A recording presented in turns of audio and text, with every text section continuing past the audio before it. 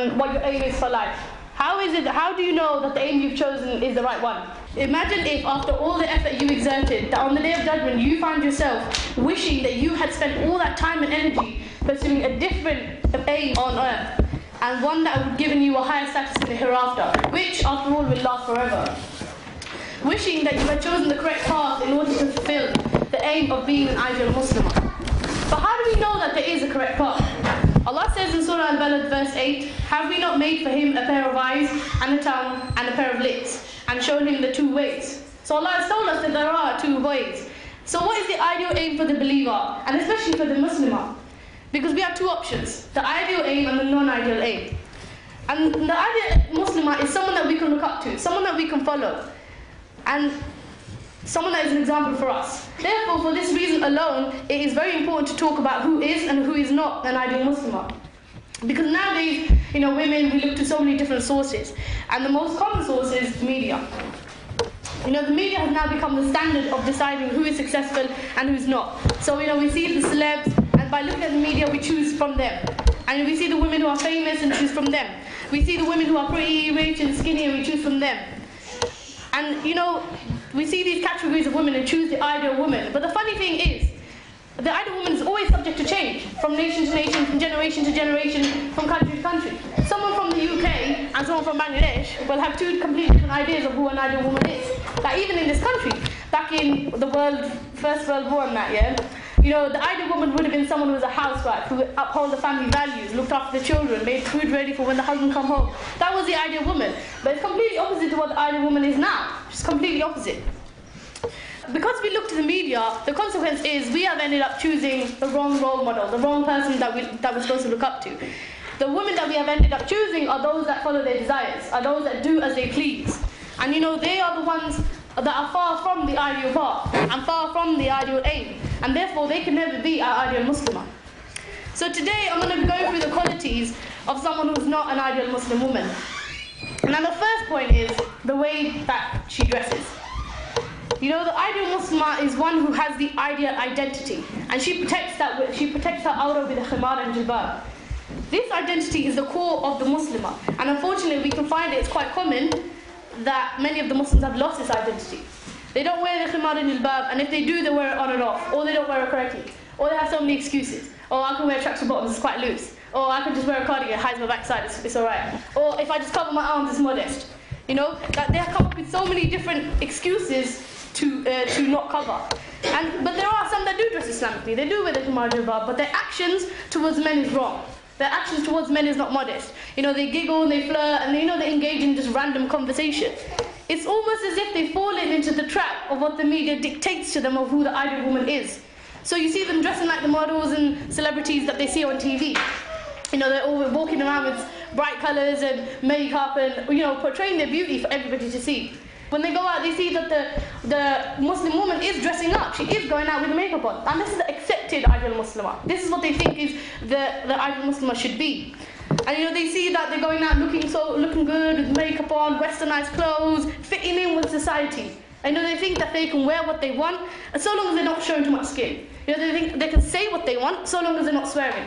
And they think they can do what they want, so long as nobody sees them. So long as their parents don't see them, their uncles, they don't see them. And this is also what the media shows as a good Muslim woman.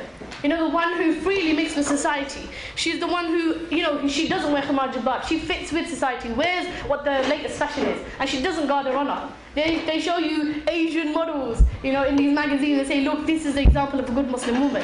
You can even see they have Muslim women who are politicians, and they say, look, this is an example of a good Muslim woman, interacting with society, wearing what fits with society. But this is not the type of woman that ideal Muslimah is. Another point is that these women, they ignore the rights and responsibilities of others. One of the biggest rights is the rights of the parents over the children. And if we were to be the ideal child, this is our route to Jannah, this is our gate to Jannah, if we were to be the ideal child. But what we see today is a lack of that respect. Is a lack of that respect towards our parents. You can see the youngsters, they talk back to their parents, give them attitude, give them lip. If the parents would just tell them to do something, they ain't going to do it. And even when the parents go old, The children, they turn their back on them. When they grow old and they can't fend for themselves, their children be like, oh yeah, I'll just put you in some home, I'll give you about £200 a month and you should be fine. They don't check up on them. We can see that a lot. There's a lot of cases like that. And you know, they only care about themselves. And we can see that there's lack of respect for our own parents that brought us up. We have that same lack of respect when it comes to deserting our Muslim brothers and sisters all over the world. You know, when it comes down to having concern for your brothers and sisters, it's not just the young, but it's the old too. It's all the generations. They've forgotten this suffering. You know, they've forgotten the Muslims that are suffering all over the world. And they've forgotten that the relationship a Muslim has with his fellow Muslims. It's a brotherhood, and it's a bond that ties us all. Allah says, إِنَّمَا الْمُؤْمِنُونَ إِخْوَةٌ, that you are one unique brotherhood. But they've forgotten this relationship. And moreover, there are some that are aware, but they ignore it. They don't care. It doesn't bother them, it doesn't faze them. You know, we only feel the pain if it's our brother, our sister, our mother, our father. But these two are our brothers and sisters, so why is it that we can forget them? I mean, a lot of you are mothers. Even, you know, when your own child gets hurt, you feel hurt because you don't want to see him get hurt. So why can't we look at these as our own children? Because they're youngsters too. They are kids too. We don't see them as our own children. We always forget. But the Muslim is not the one that does that. The Muslim feels the pain of our brothers and sisters, wherever they may be. Another point is that, you know, when we look to society, we see a portrait of a successful woman. You know, she's the one she's independent, she's self-sufficient, she's got a booming career. And this is a successful woman. So that's what the Muslims begin to follow. They begin to follow their career path. And they study for years and years and years just to become the next doctor, to become the next psychiatrist, next lawyer, next accountant or whatever, yeah. Whatever they may be, they study for years, they go to university, go do the whole lot. And because that's what becomes their priority. So when the idea of being a housewife, being a homemaker comes to them, they think that's ridiculous. That's downgrading. I will never put myself in that position. They think, you know, how can someone who stays at home, tied to the kitchen sink, how can she be successful? She's got nothing to do with her life. She's just sitting there watching Star Plus. She's got nothing to do. You know, they think it's ridiculous because she's not got a name for herself. But the reason they say this is because they're so into the dunya. You know, so into the materialistic possessions, the high bank account, the cupboard full of shoes and clothes, and you know, they want the lavish life. And they do all this no matter what the consequences. They work harder and climb up the work ladder no matter what the consequences. And you can see that even within our own community or within our own family maybe. You know, we have some Muslim women who chase their career so much that they'll do the haram without even thinking. SubhanAllah, you can see in so many Muslim women working in banks without their hijabs. They could have worn a hijab before, but when the job requirements, you can't wear a hijab, they take it off without thinking. You know, and you know, they don't even stop to question whether this job is even halal for them, whether Allah will be angry with me, whether these are the correct goals of a Muslimah. They don't stop to question that. If you're thinking of many Muslim women nowadays, that Islam, it allows you to change it. Like, you know, you can wear something different if it means that your job, if your job's at stake, you know, anything. They come up with all these excuses that Islam will mold for them so that they can get on and do their haram jobs. And that's because they hold this job in such importance. And this is rampant in today's society. And when you see why it had to break down, you saw that a woman has become, because the woman has become so independent. She don't want to have to look after kids. She don't want to have to be married to a man and be dependent on him. She wants to be self-sufficient. And you know, nowadays the government, they even encourage women to go work, or they'll stop your benefits. They say to you, if you've got kids, don't worry, just leave them at a daycare, leave them with a bunch of strangers and go work. That is their value that they put on the society, on the women. And this is what breaks down the family, that role reversal.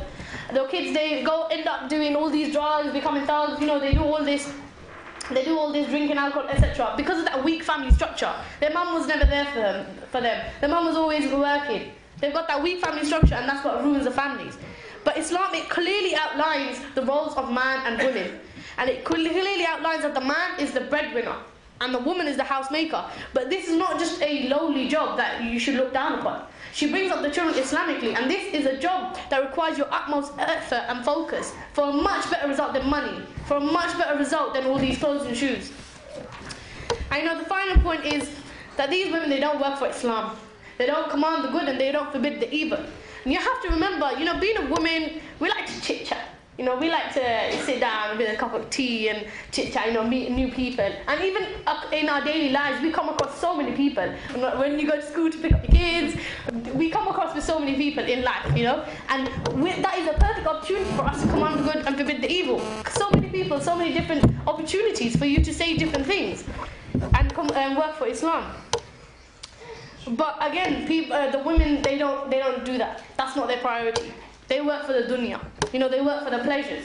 Like I've mentioned, they're so fixated on their careers and, they're so fixated on their own lives, their own children, their own husband, their own families, their own social space. Everything to do with them that they have, they're too busy to do what Allah commanded them to do. They're too busy to do the fard that Allah has commanded us.